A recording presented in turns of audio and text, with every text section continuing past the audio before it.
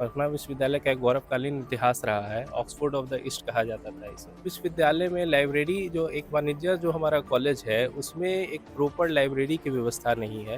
अगर लाइब्रेरी भी है तो एक छोटा-सा एक बस कमरा है। एकेडमिक से लेकर फैकल्टी मेंबर्स जो हैं, वो उतने कॉम्पिटेंट नहीं है, जो छात्रों को उनके स्टडी मैटर पे हेल्प कर सके। एक बैच में 200 बच्चे होते हैं, उसमें 150 बच्चे ऑलमोस्ट एक साथ क्लास करते हैं और वहाँ माइक की व्यवस्था नहीं है। वहाँ माइक की व्यवस्था नहीं थी।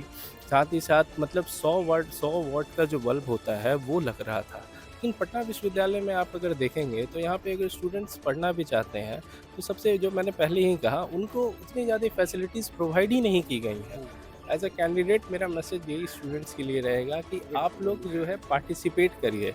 एक स्टूडेंट यूनियन इलेक्शन जो है ये एक फेस्टिवल है, एक पर्व है। हुँ। छात्रों के लिए, ये आप लोगों के लिए ही है। आप जिस प्रतिनिधि को भी चुनते हैं, जिस विषय में भी चुनते हैं, जिस प्रतिनिधि को चुनते हैं, वो आपके लिए काम करेंगे।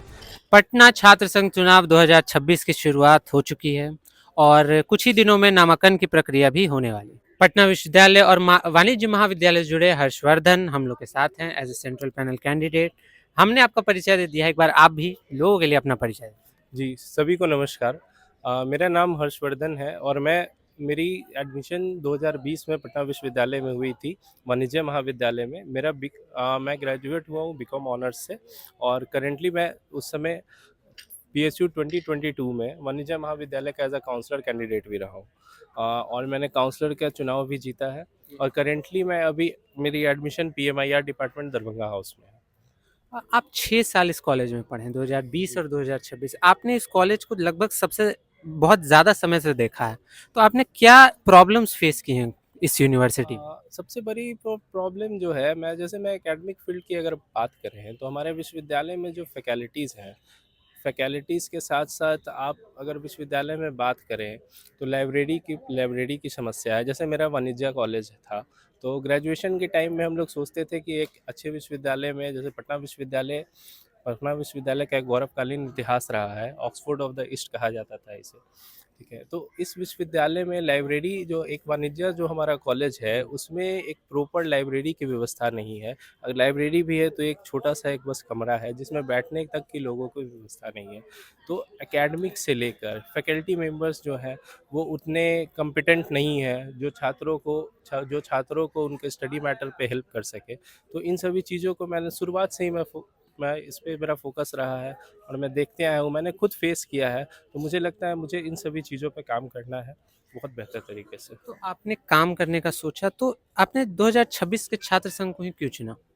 क्योंकि मैं आपको एक किस्सा बताता हूँ। हुँ, मैं वाणिज्य महाविद्यालय में 2020 में मेरी एडमिशन हुई। हुँ, तो मैंने वाणिज्य महाविद्यालय में देखा कि जब मैं उस समय क्लास में इंटर किया तो एक वाणिज्य महाविद्यालय में एक बहुत बड़ा हॉल है। हुँ। बहुत बड़ा 4 बहुत बड़े हॉल हैं जिसमें क्लासेस होती हैं। एक बैच में 200 बच्चे होते हैं, उसमें 150 बच्चे ऑलमोस्ट एक साथ क्लास करते हैं।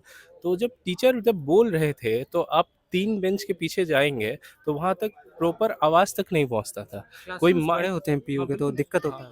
हाँ, बिल्कुल, वो तो होती है और वहाँ माइक की व्यवस्था नहीं हुँ, है।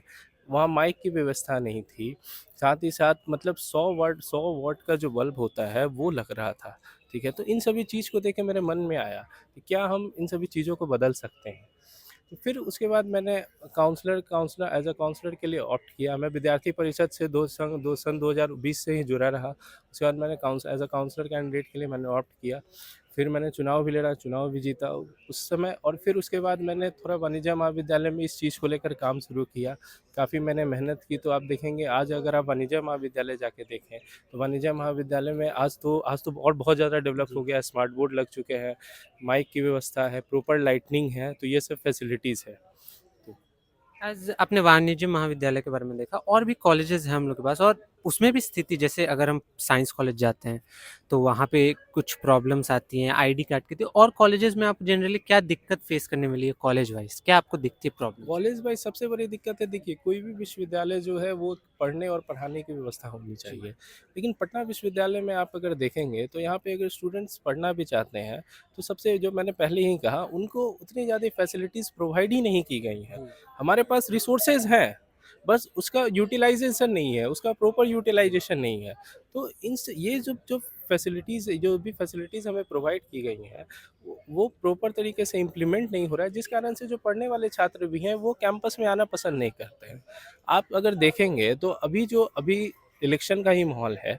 आप अगर मेन कैंपस को देखेंगे, बीएन कॉलेज हो, साइंस कॉलेज हो, पटना कॉलेज हो, वाणिज्य महाविद्यालय हो, दरभंगा हाउस हो, तो अगर 100% का स्ट्रेंथ है, तो 100% में मुझे तो यहाँ तक दिख रहा है कि 30% भी क्लासेस में बच्चे प्रेजेंट नहीं है। ये क्यों नहीं है? ये बहुत बड़ा एक इंडिकेशन है। हमें सोचना चाहिए इस चीज़ में कि हम लोगों ने पटना विश्वविद्यालय के साथ क्या किया है ऐसा? इस चीज़ में हमें सोचना चाहिए कि हम लोगों ने पटना विश्वविद्यालय के साथ ऐसा क्या किया, और हम लोग सब मिल के, ये सिर्फ मेरी बात नहीं है कि मैं बहुत बड़ी बड़ी बातें यहाँ पे कर दूँ। ये हम सबों को बैठ के एक समीक्षा करनी चाहिए, सोचनी चाहिए कि क्यों नहीं बच्चे आ रहे हैं, क्यों नहीं पढ़ रहे हैं, क्यों नहीं फोकस हो पा रहा है। अब इलेक्शन का माहौल है यहाँ पे, मतलब एक, जैसे देखिए, किसी भी डेमोक्रेसी की व्यवस्था में वोटिंग राइट हमें मिला है, तो उसको एक तरीके से इम्प्लीमेंट करना, एक लीडरशिप क्वालिटी जो है वो छात्र संघ से, वो कॉलेज और स्टूडेंट से ही डेवलप होता है। अगर स्टूडेंट ही नहीं आएंगे तो आप में लीडरशिप क्वालिटी कैसे डेवलप होगी? आप लाइफ में कितना आगे तक बढ़ सकते हैं?